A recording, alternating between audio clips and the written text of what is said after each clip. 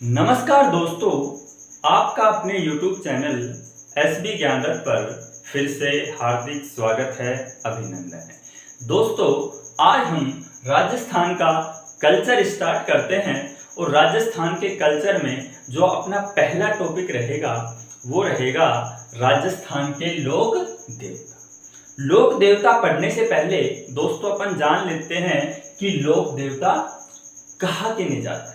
तो इसकी सिंपल सी डेफिनेशन दोस्तों यह है कि जिन्होंने लोक कल्याणकारी कार्य किए हो उनको अपन क्या कह सकते हैं, लोक देवता कह सकते हैं।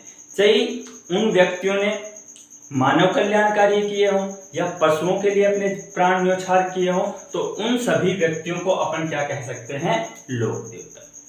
वर्तमान समय में भी अपन लोक देवताओं को इस प्रकार से जोड़ सकते हैं कि जैसे किसी जवान फौजी शहीद हुए हैं और उनकी जो प्रतिमा है वो कहीं लगी हुई होती है और अपन वहां से गुजरते हैं तो अपने मन में उनके प्रति एक भाव आता है और उनका सम्मान अपने मन में अपन करते हैं, उनको नमन करते हैं। तो उनको, उन व्यक्तियों को भी क्या है, अपन लोक देवता कह सकते हैं, क्योंकि उन्होंने मानव समाज को बचाने के लिए अपने प्राणों का क्या किया है, बलिदान दिया है। या किसी व्यक्ति ने पशुओं को, जैसे गोरक्षा के लिए, सर्प रक्षा के लिए जो व्यक्तियों ने अपने प्राण न्योछावर किए हैं या बलिदान किए हैं, तो उन व्यक्तियों को अपन क्या कह सकते हैं दोस्तों, लोक देवता कह सकते हैं। ये बात हुई दोस्तों लोक देवता की। उसी के साथ एक शब्द चलता है दोस्तों, पीर। ये ध्यान से पढ़ना, अपन कई लोक देवताओं के पीछे एक शब्द लगा के चलेंगे, पीर। तो अपन पीर किसको कहेंगे, पीर किसको कहेंगे? तो इस पीर की सिंपल सी डेफिनेशन यह है दोस्तों कि वे सभी लोक देवता जिनको हिंदू तथा मुसलमान, वे सभी लोक देवता जिनकी हिंदू तथा मुसलमान दोनों पूजा अर्चना करते हो या क्या है, मानते हो, उन सभी लोक देवताओं को अपन क्या कहेंगे, पीर। ठीक है, पीर किनको कहेंगे कि वे सभी लोक देवता जिनको हिंदू भी मानते हो और कौन, मुसलमान भी मानते हो, उनको अपन कहेंगे पीर। अपन अब आगे चलते हैं। राजस्थान के जो मारवाड़ अंचल है उसमें 5 पीर फेमस है, 5 पीर माने गए हैं। कितने माने गए हैं दोस्तों, पीर माने गए हैं 5। और इन 5 पीरों को याद रखने के लिए मैं आपको एक ट्रिक बताता हूं, क्योंकि बहुत बार क्वेश्चन पूछा जाता है, क्वेश्चन आता है कि निम्न में से पंच पीरों में कौन शामिल है और कौन शामिल नहीं है। तो अपन उन पंच पीरों के नाम याद रखते हैं। किस प्रकार याद रखेंगे, आइए चलते हैं। दोस्तों, एक शब्द है आपको याद रखना है, गोपा मेहरा। गोपा मेहरा, इस शब्द को अगर आप याद रखोगे, किसको, गोपा मेहरा को, तो आपको राजस्थान के जो 5 पीर हैं उनको याद करने में किसी प्रकार की कोई दिक्कत नहीं रहेगी। दोस्तों, गो से हो गया गोगा जी, पा से हो गया दोस्तों पापू जी, मे से हो गया मेहा जी मांगलिया, मेहा जी। उसके बाद है से हो गया दोस्तों हडबू जी, और रा से हो गया दोस्तों रामदेव जी। तो ये मारवाड़ अंचल के 5 पीर हैं। कौन कौन से, गोगा जी, पाबू जी, मेहा जी मांगलिया, हडबू जी और रामदेव जी। एक चीज मैं दोस्तों आपसे क्लियर कर देता हूं अभी कि क्वेश्चन ऐसा आता है कि निम्न में से कौन सा पंच पीरों में शामिल नहीं है। तो उसमें जो ऑप्शन मिलेगा, अब तक जो भी एग्जाम हुआ है उसमें ऑप्शन जो गलत है वो वही मिलेगा।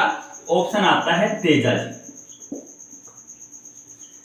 तेजा जी मुख्य लोक देवता हैं लेकिन पंच पीरों में शामिल नहीं है। ऑप्शन में ये आता है तो ये क्या रहेगा, मोस्टली क्वेश्चनों में तेजाजी ऑप्शन होता है कि निम्न में से पंच पीरों में से शामिल नहीं है, इन पांचों में से इन तीनों का नाम डाल देंगे और चौथा कौन सा रहेगा, तेजाजी। तो अपन को क्या लगा के आना है, तेजाजी मुख्य लोक देवता है लेकिन क्या है, पंच पीरों में ये शामिल नहीं है। दोस्तों आशा करता हूं कि यहां तक की बात आपको अच्छे से समझ में आई होगी। अब अपन जो बात करते हैं वो करते हैं पहले लोक देवता पाबू जी की। पाबू जी राठौड़। दोस्तों ये राठौड़ वंश के थे इसलिए अपन क्या कह रहे हैं, पाबू जी राठौड़। अपन सभी लोक देवताओं को एक कहानी के माध्यम से पढ़ेंगे, वो कहानी आपको याद रहेगी और आपको अच्छे से सभी चीजें याद रहेंगी, आपको लंबे समय तक याद रहेंगी, आप भूलोगे नहीं। तो अपन बात करते हैं पाबू जी राठौड़। पाबू जी राठौड़ का जो जन्म हुआ था वो हुआ था 13वीं शताब्दी। कब हुआ था, पाबू जी राठौड़ का जो जन्म हुआ था वो हुआ था 13वीं शताब्दी में और जगह का नाम था कोल्लूमंड।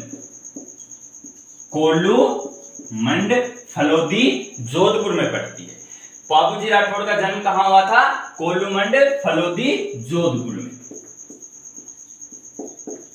ठीक है दोस्तों, जन्म कहां हो गया पाबू जी राठौड़ का, 13वीं शताब्दी में कोल्लूमंड फलोदी जोधपुर में। इनके जो पिता का नाम था,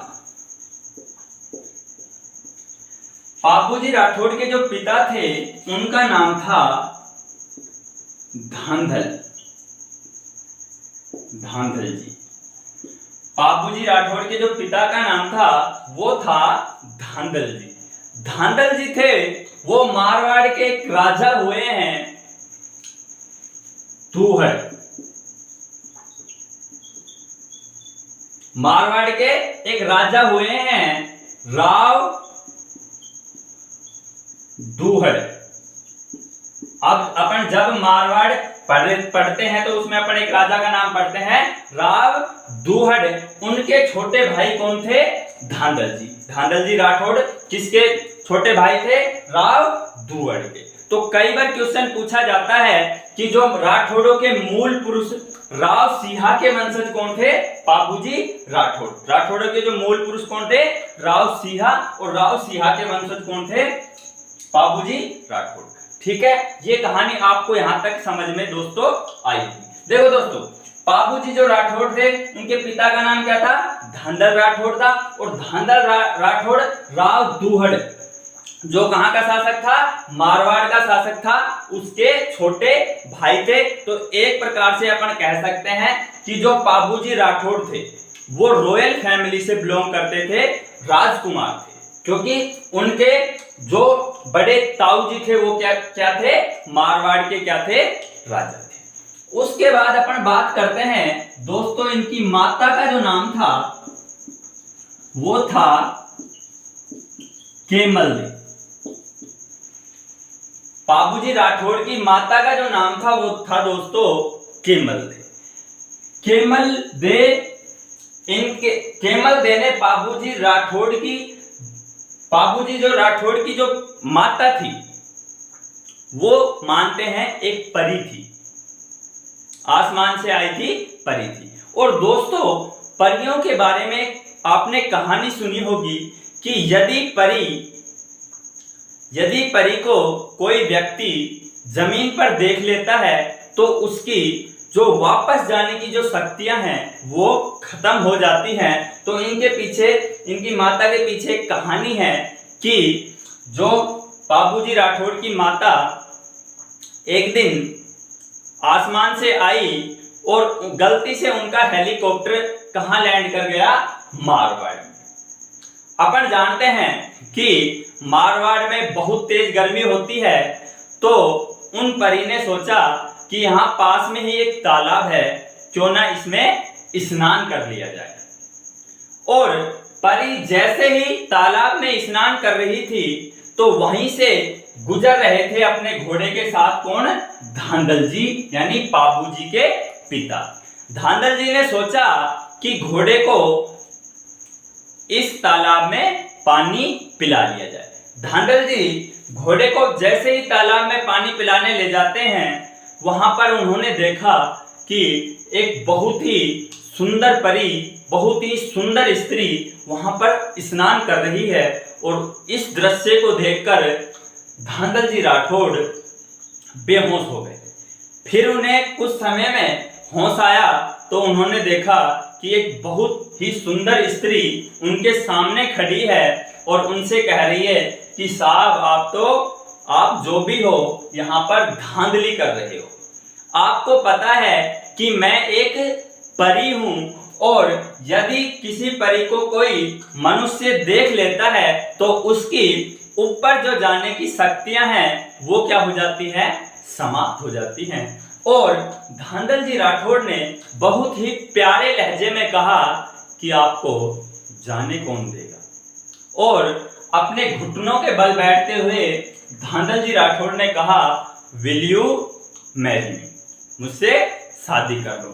तो परी ने कहा कि नाथ बेटा, अब तो मेरे पास कोई ऑप्शन भी नहीं है, अब तो मुझे आपसे शादी करनी पड़ेगी। लेकिन मैं आपसे शादी तो कर लूंगी, लेकिन मेरी दो कंडीशन है, मेरी दो शर्त है।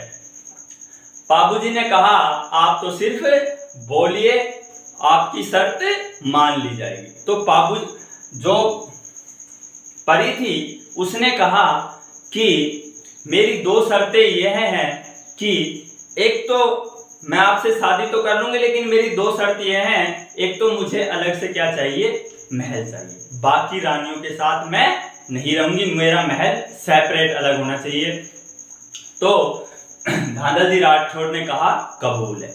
उसके बाद दूसरी शर्त उन्होंने ये रखी कि मेरा जो महल होगा उसमें आने की अनुमति मेरे अलावा तब तक मैं अनुमति नहीं दूंगी, तब तक मेरे महल में कोई भी आ नहीं सकता। आप भी मेरी अनुमति के बगैर मेरे महल में प्रवेश नहीं कर सकते। तो धांधल जी राठौड़ ने ये भी क्या कह दिया? कबूल है। तो इस प्रकार से बाबू जो धांधल जी राठौड़ थे उन्होंने उस जो परी थी उससे क्या कर ली? शादी कर ली। और उसके शादी के 9 महीने बाद घर में थाली बज जाती है और जन्म होता है बाबूजी राठौड़ का। किसका जन्म होता है? बाबूजी राठौड़ का। और बाबूजी जो राठौड़ के नैन नक्श बिल्कुल किस पर गए? परी पर गए। तो बाबूजी राठौड़ बहुत ही सुंदर लोक देवता है। कभी क्वेश्चन पूछ ले जाए कि सबसे ज्यादा फूटड़ा लोक देवता या सबसे ज्यादा सुंदर लोक देवता कौन है? वो है बाबूजी राठौड़, क्योंकि वो किस पर गए थे?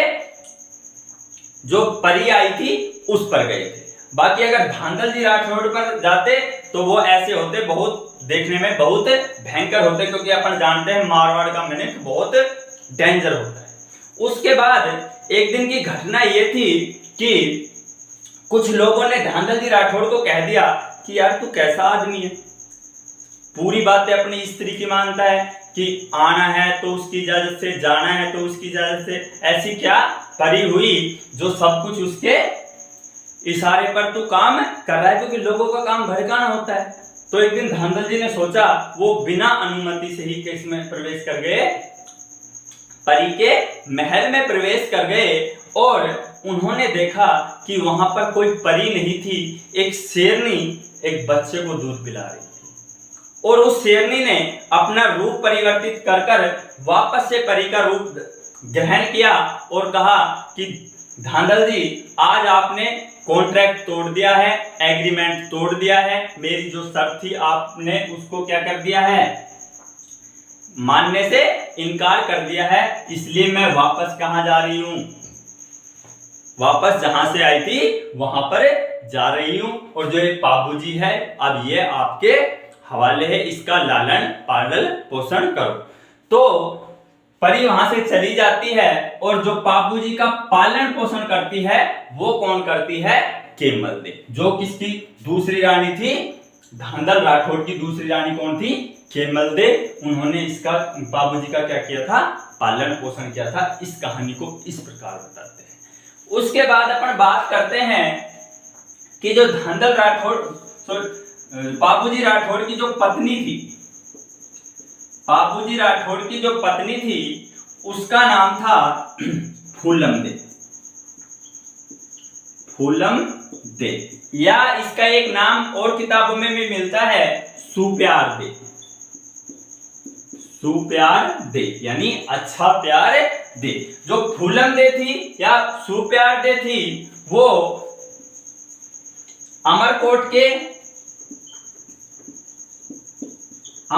के जो सोढ़ा राजा थे सूरजमल, उनकी क्या थी, पुत्री थी। यानी जो फूलम दे थी किनकी पत्नी थी, बाबूजी राठौड़ की जो पत्नी थी वो अमरकोट के राजा सूरजमल सोढ़ा की क्या थी, राजकुमारी थी। इसके पीछे भी एक छोटी सी कहानी है कि जब बाबूजी बड़े हो गए और उनकी सगाई कहां कर दी गई, अमरकोट। बाबूजी का विवाह होना था और बाबूजी, मैं पहले ही बता चुका हूं कि बाबूजी बहुत ही सुंदर थे और जब कोई व्यक्ति दूल्हा बनता है तो उस दिन तो वो सबसे अधिक सुंदर लगता है। जब बाबूजी की बारात जा रही थी तो जो बाबूजी के जो साथी थे, जो भील जाति के थे, चांदोजी व डेमाजी, चांदोजी व डेमाजी, वो बाबूजी के हमेशा साथ रहते थे। भील साथी थे चांदोजी और डेमाजी। इन्होंने कहा बाबूजी से कि बाबूजी बिल्कुल जहर लग रहे हो, जहर। बाबूजी ने कहा सही बताओ। उन्होंने कहा मां कसम आप तो बिल्कुल जहर लग रहे हो, लेकिन एक जो कमी है वो है। बाबूजी ने बताओ, वो बोलो, वो भी पूरी करते हैं। तो उन्होंने कहा चांदाजी और डेमाजी ने कि आप इतने सुंदर लग रहे हो तो आपके नीचे जो घोड़ी है वो भी उतनी ही सुंदर होनी चाहिए। तो बाबूजी ने कहा कि भाई जो अपने पास घोड़े हैं उनमें से ही घोड़ा ले जाना पड़ेगा, सुंदर कहां से लेकर आए। तो चांदोजी और डेमाजी ने कहा कि जो एक अपने गांव में घोड़ी है केसर कालनी, केसर कालनी, और वो चारण जाति की जो महिला थी उसके पास, किसके पास है, चारण जाति की महिला, उसका नाम था देवल चारणी, देवल चारणी। अगर ये घोड़ी अपन को मिल जाए तो मां कसम खाते कहते हैं कि अमरकोट की जो राजकुमारियां हैं, जो जनता है, वो आज अमरकोट के छज्जे तोड़ देगी आपको देखने के लिए। तो बाबूजी ने कहा चांदाजी और डेमाजी से, पूछ लो अगर वो घोड़ी दे दे तो चांदाजी और डेमाजी गए और देवल चारणी के पास गए। उन्होंने कहा चांदोजी से, देवल चारणी से कहा कि माँ जी आज बाबूजी की बारात चढ़ रही है और आज आपकी घोड़ी है वो हमें दे दो और बाबूजी उस पर बैठकर जाएंगे। तो देवल चारणी ने कहा कि बेटा घोड़ी तो मैं दे दूं उनको, कोई दिक्कत नहीं है, लेकिन मेरी गाय क्या है, चरने गई हुई है जंगल में और इस समय चोर लुटेरों का खतरा क्या है, बहुत ज्यादा है। इसलिए जो मेरा ग्वाला है वो इस घोड़ी को लेकर जाएगा। अगर कोई अनहोनी घटना घटती है तो वो आकर यहाँ पर घोड़ी के द्वारा सूचित कर देगा और हम अपनी गायों की रक्षा कर सकते हैं, इसलिए मैं आपको घोड़ी नहीं दे सकती।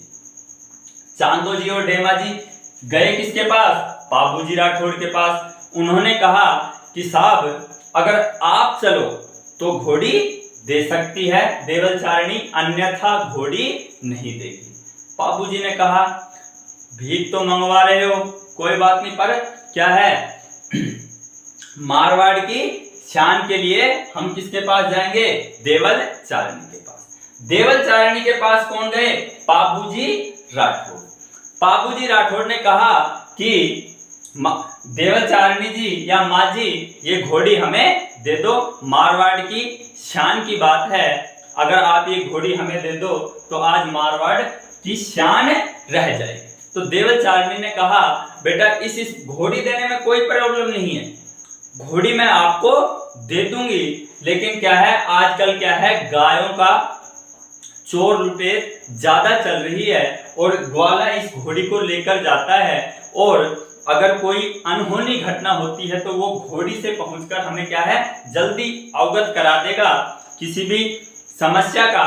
अन्यथा अगर वो पैदल पैदल आएगा तो टाइम बहुत ज्यादा लग जाएगा और चोर लुटेरे गायों को लूट कर ले जाएंगे। तब बाबूजी ने वादा किससे किया था? देवल चारणी से। कहा था कि चाहे मुझे फेरों के बीच में से उठ के आना पड़े, अगर आपकी गायों को किसी भी प्रकार की आंच आई तो मैं वचन देता हूं कि चाहे मेरे बीच में से फेरे छूटे, चाहे मुझे बारात छोड़ के आनी पड़े, लेकिन मैं आपकी गायों की रक्षा करूंगा। आप मुझे केवल एक मिस कॉल मार देना। तो देवल चारणी ने कहा बेटा मिस कॉल तो मार दूं, लेकिन मेरे पास फोन नहीं है। तो उन्होंने कहा कि आप एक छोटा सा मैसेज मेरे पास भिजवा देना, मैं आपकी गायों की रक्षा करूंगा, चाहे कुछ भी हो जाए। तो इस प्रकार से जो केसर काल में घोड़ी किसकी थी? देवल चारणी की। देवल चारणी की जो घोड़ी थी कौन सी? केसर काल में। वो पाबूजी राठौड़ अपनी बारात में लेकर चले जाते हैं। अब आगे की घटना यह होती है कि जब पाबूजी राठौड़ वहां पर पहुंचते हैं तो जो वहां की अमरकोट की राजकुमारियां हैं, एक तो बाबूजी वैसे ही इतने फूटड़े और ऊपर से घोड़ी इतनी सुंदर ले आए, कौन सी? देवल चारणी। वहां की महिलाएं अमरकोट की महिलाएं छज्जों पर चढ़ कर छड्डे वहां कर तोड़ देते थे। बाबूजी इतने सुंदर लग रहे थे। इस घटना से अमरकोट के जो लोग थे उनको चिड़न महसूस हो गई कि ऐसी भी क्या घोड़ी लेके आया है बाबूजी जो इतनी तारीफ हो रही है। तो वहां के अमरकोट के लोगों ने कहा कि साहब अगर आपकी घोड़ी की इतनी ही तारीफ है तो हमारे घोड़ों के साथ रेस लगवा के देख लो, पता चल जाएगा कौन बेटर है। तो बाबूजी ने कहा कि अभी तो ये बहुत दूर से आई है, हारी थकी है, आप 2 दिन बाद रेस लगवा लेना, देख लेंगे। तो उन्होंने कहा डर गए क्या? तब बाबूजी राठौड़ ने कहा कि कुछ भी करने का था, लेकिन जयकान चिकने को ईगो हार्ट नहीं करने का था। बुलाओ अभी रेस करवाओ। और रेस करवाई और देवल चारणी उस रेस में, घोड़ों की रेस में जीत गई। देवल चारणी के और भी ज्यादा चर्चे। अब ये बात किनको बुरी लग गई? अमरकोट के जो सोढ़ा राजकुमार थे, उन्होंने कहा कि बेइज्जती तो हो गई, अब क्या करें?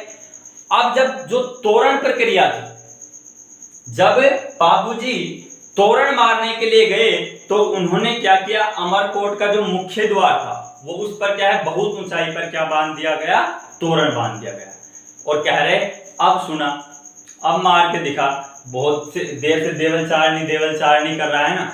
तो इतना बाबूजी राठौड़ को भी पता था कि तोरण नहीं मारा जाएगा। कब तक नहीं मारा जाएगा? जब तक घोड़ी उछलकर दोनों पैर ऊपर कंगूरे पर, अमरकोट का जो मुख्य द्वार था उसके कंगूरे पर पांव नहीं टेकते। तब बाबूजी राठौड़ ने कहा था केसर कालमी घोड़ी से कि केसर कालमी, आज मारवाड़ के राठौड़ों की इज्जत क्या है? तेरे हाथ में है, अब तुझे करना है जो करना है। तो जब एकदम झटके से बाबूजी राठौड़ ने केसर कालमी की लगाम खींची और केसर कालमी ने अपने दोनों जो आगे के पैर थे वो अमरकोट के जो मुख्य द्वार थे उसके कंगूरे पर टेक दिए और बाबूजी राठौड़ ने खड़ा होकर तोरण मार दिया। क्योंकि तोरण का जो मतलब होता है वो होता है शक्ति प्रदर्शन करना। और जैसे ही केसर कालमी ने अपने आगे 2 पैर मुख्य द्वार पर टेके, उसकी ईंटें पत्थर भी क्या है ढहते हुए नीचे आ गए। बाबूजी ने अमरकोट के सोढ़ाओं से कहा क्या हाल है?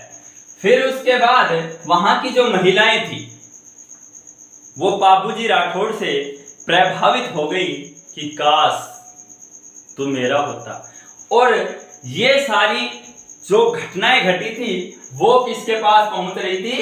फूलम दे या सुरप्यार दे के पास, कि अपना सरदार इस प्रकार की कहानी कर रहा है।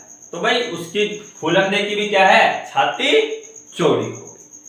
अब जैसे ही फूलम दे से पाबूजी राठौड़ के फेरे स्टार्ट हुए, तो जो पाबूजी राठौड़ हैं वो तीसरा फेरा ले रहे थे। पाबूजी राठौड़ तीसरा फेरा ले रहे थे। इतने में ही जो देवल चारनी है वो बालों को खिंडाते हुए, गाड़ी बकते हुए, नपुत्ता तुमने शर्म न आई, घोड़ी मांग लाया, कह रहा था कि जल्दी आ जाऊंगा। वो देवल मेरी क्या है, गायों को लूट ले गए। पाबूजी राठौड़ ने कहा कि आप शांत होइए, बताइए तो सही मुझे। उन्होंने कहा कि जो तेरा जीजा है, कौन, जींदराव खींची, जींदराव खींची। जींदराव जो खींची है वो जायल का राजा था। कहां का राजा था, जायल का राजा था। कौन, जींदराव खींची। और जींदराव खींची रिश्ते में पाबूजी राठौड़ का क्या लगता था, जीजा लगता था या बहनोई लगता था। अब आप कहोगे कि जब पाबूजी राठौड़ का विवाह हो रहा था और उसका जीजा उसकी शादी में नहीं हुआ, तो ये परंपरा शुरू से ही चली आ रही है कि जीजा और फूफा का क्या होता है, नाराज होने का परंपरा ही चली आ रही है। ये शादी में बहुत कम आते हैं। तो क्या है, जो जींदराव खींची है उसकी पाबूजी राठौड़ से क्या है, शुरू से ही नहीं बनती थी। और वो हमेशा ही इसी दाव में था कि जब पाबूजी राठौड़ की शादी होगी तो मैं वहां उसके गांव की क्या लूट लाऊंगा, गाय लूट लाऊंगा और मारवाड़ की क्या कर दूंगा, बेइज्जती कर दूंगा। तो देवल चारनी ने कहा मुझे नहीं पता, मुझे मेरी गाय चाहिए, तेरी वजह से लूटी है, अगर आज के सरकार में होती तो मेरी गायें नहीं लूटती। तब पाबूजी ने कहा कि अभी चलो। और जो अमरकोट के राजा सूरजमल से कहा कि मैंने इनको वचन दे रखा है, रघुकुल रीत सदा चली आई, प्राण जाए पर वचन न जाई। और अपने वचन को निभाने के लिए पाबूजी राठौड़ देवल चारनी की गायों को बचाने के लिए चल दिए और वहीं पर जींदराव खींची से युद्ध करते हुए उनकी मृत्यु हुई। जींदराव खींची से युद्ध करते हुए उनकी किनकी मृत्यु हो गई, पाबूजी राठौड़ की। और कहां पर हुई, ढेंचू गांव।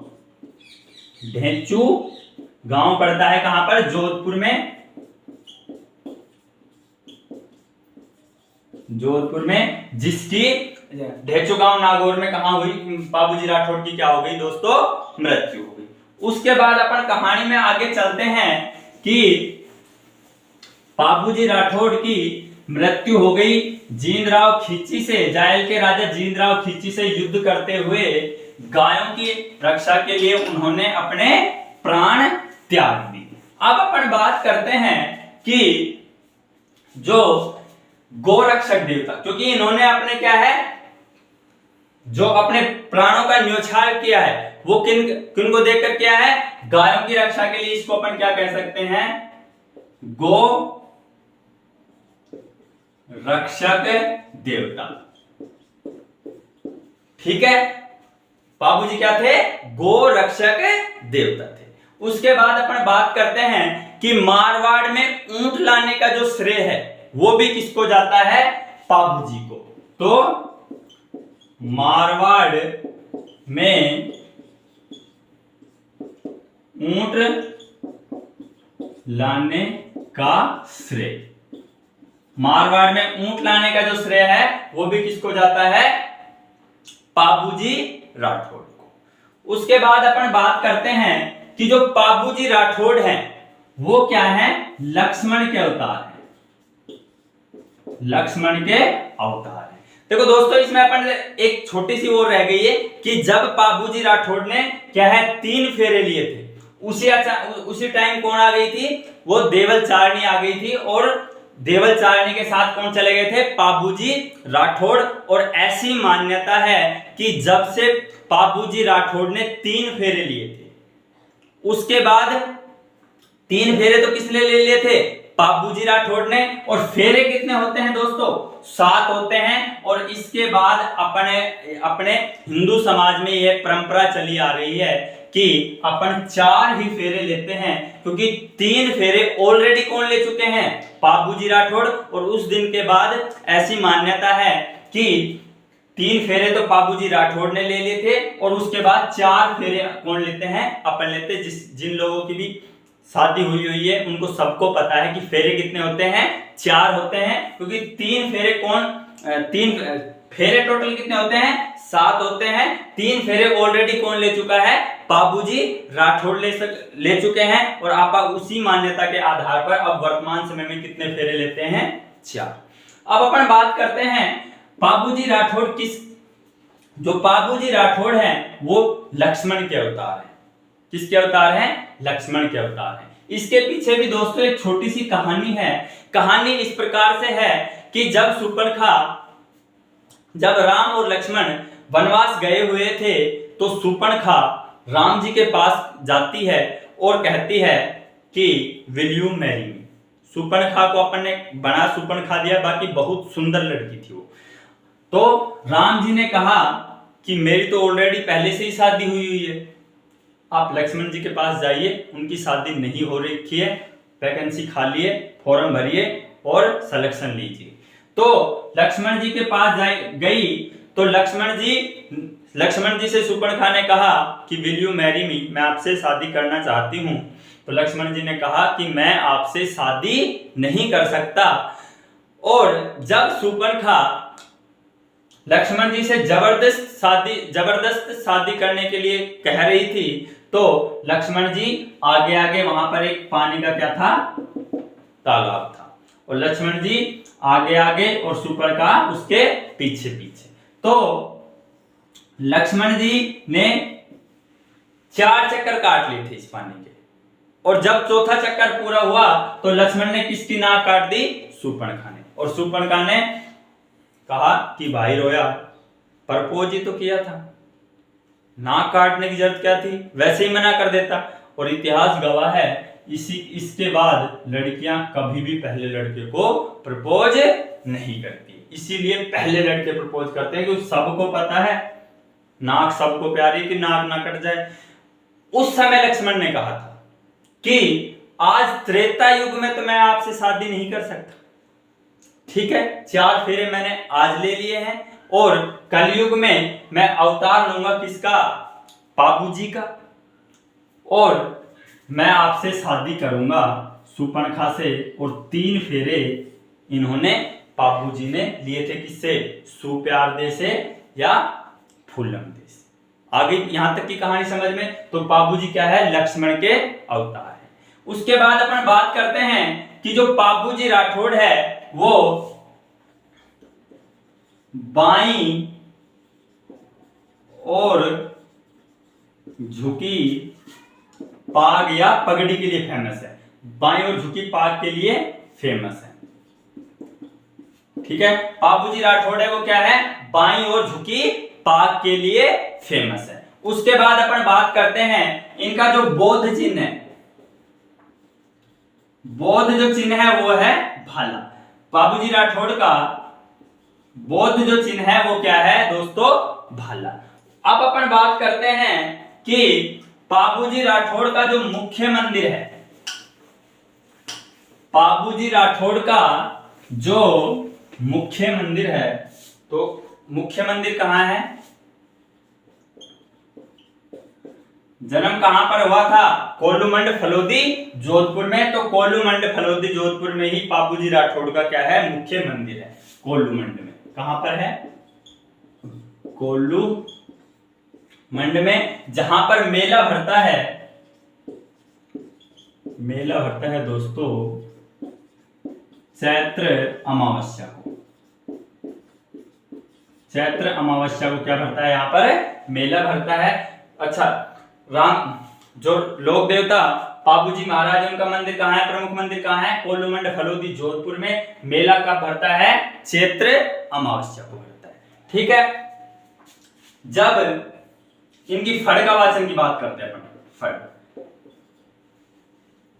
बाबूजी महाराज की जो फड़ का वाचन है वो होता है नायक जाति के रूप में, नायक जाति के भोपे होते हैं वो रावण हत्था वाद्य यंत्र पर। बहुत बार पूछा जाता है कि पापू जी की फड़ का वाचन किस वाद्य यंत्र पर किया जाता है? रावण हत्था वाद्य यंत्र पर किया जाता है। फड़ आपको नहीं पता होगा, फड़ एक कपड़े का टुकड़ा होता है, उस पर जिस देवता से संबंधित फड़ होती है उस देवता की मुख्य जीवन की जो मुख्य घटनाएं हैं उस पर क्या होती है? चित्रित होती हैं। उनको विशेष जाति के भोपे क्या है? वाचन करते हैं। उसी को क्या बोलते हैं? फड़ वाचन। और क्या है? जो लोक देवता है उनकी क्या है? जो पापू जी है उनकी फड़ का वाचन कौन करते हैं? नायक जाति के भोपे करते हैं, रावण हत्था वाद्य यंत्र पर करते हैं, उनका उच्चारण करते हैं। ठीक है, आपको पता है रावण हत्था कैसा वाद्य यंत्र है? तत्वाद्य यंत्र। ठीक है, उसके बाद पापू जी के पावड़े। पापू जी के पावड़े। पापू जी के जो पावड़े हैं वो क्या है? नायक व रहबारी। नायक व रहबारी जाति के लोग गाते हैं। पापू जी के जो पावड़े हैं वो कौन गाते हैं? नायक व रहबारी जाति के लोग गाते हैं और वो वाद्य यंत्र बजाते हैं। पापू जी के पावड़े गाते समय वाद्य यंत्र बजाते हैं, उसका नाम है माट। माट एक प्रकार से मटका होता है। ठीक है, ये मटका होता है, इसके ऊपर क्या है? एक चमड़े का खाल लपटी होती है और उसको ऐसे बजाते हैं, एक प्रकार से मटका होता है। माट वाद्य यंत्र पर पापू जी के पावड़े गाते हैं कौन से? नायक व रहबारी जाति के लोग। ठीक है दोस्तों, उसके बाद अपन बात करते हैं कि जो पापू जी हैं वो प्लेग रक्षक देवता भी है। प्लेग रक्षक देवता है कौन? प्लेग रक्षक देवता है कौन? पापू जी महाराज। ठीक है, उसके बाद अपन दोस्तों बात करते हैं कि अपन ने बात कर लिया कि गोरक्षक देवता भी है, क्योंकि इन्होंने गायों के लिए अपने जान दिए। ठीक है, मारवाड़ में ऊंट लाने का श्रेय भी किसको है? पापू जी महाराज को है। यदि ऊंट बीमार हो जाता है तो पापू जी की फड़ का क्या किया जाता है? वाचन किया जाता है। यदि ऊंट बीमार हो जाता है तो पापू जी की फड़ का क्या किया जाता है दोस्तों? वाचन किया जाता है। इससे संबंधित कुछ इंपोर्टेंट क्वेश्चन है जिसमें अपन बात करते हैं कि पापू जी से संबंधित जो ग्रंथ लिखे हुए उनके बारे में अपन बात कर लेते हैं। ठीक है दोस्तों, पहले आप अपन बात करते हैं पापू जी रो छंद। पापू जी रो जो छंद लिखा था वो लिखा था बिट्ठू मेहा जी ने। पापू जी रा जो छंद लिखा था वो किसने लिखा था? बिट्ठू मेहा जी ने। पापू जी रा जो सोरठा है, पापू जी रा जो सोरठा है वो लिखा था रामनाथ ने। पापू जी रा सोरठा किसने लिखा था? पापू जी रा छंद किसने लिखा था? बिट्ठू मेहा जी ने। पापू जी रा सोरठा किसने लिखा था? रामनाथ ने। और पापू जी रा दूहा लिखा था किसने? लगराज ने। दोस्तों ये क्वेश्चन बहुत बार पूछे जाते हैं कि पापू जी रा छंद किसने लिखा था? बिट्ठू मेहा जी ने। पापू जी रा सोरठा रामनाथ ने और पापू जी रा दूहा लगराज ने। ये बहुत ही इंपॉर्टेंट क्वेश्चन है जो पूछे जाते हैं। उसके बाद ये हो गया। तो इस प्रकार से अपना जो पापू जी लोक देवता है वो क्या हो गया? कंप्लीट हो गया। अच्छे से इसको पढ़ना और कहानी के माध्यम से दोस्तों इसको याद रखना। तो अगला जो लोक देवता है अपन अगली क्लास में बात करते हैं और आशा करता हूं कि ये वीडियो आपको अच्छा लगा होगा। तो इसे लाइक करें, कमेंट करें। तब तक के लिए जय हिंद, जय भारत।